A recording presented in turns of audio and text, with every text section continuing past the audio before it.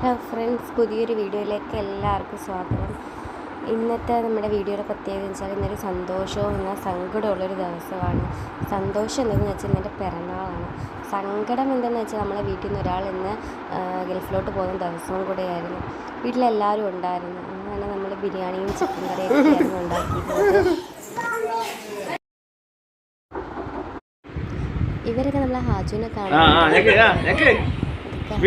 കസിൻ്റെ ഫ്രണ്ട്സാണ്. ഹാജുവിനെ കുറിച്ച് ഹാജുവിനെ കാണണമെന്ന് പറഞ്ഞ് വന്നവരാ. അവരോടൊക്കെ പെട്ടെന്ന് തന്നെ ഹാജു നല്ല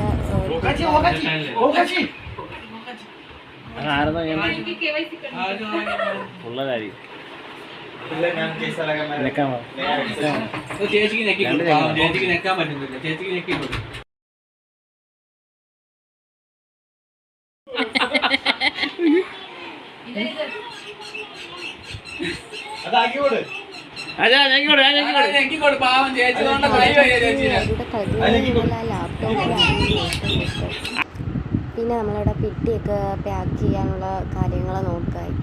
സാധനങ്ങളൊക്കെ നമ്മൾ എടുത്തു വെച്ച് നോക്കിയായി. വെയിറ്റൊക്കെ കൂടുതലാണെങ്കിൽ കുറേ സാധനങ്ങൾ നമുക്ക് മാറ്റേണ്ടി വന്നു.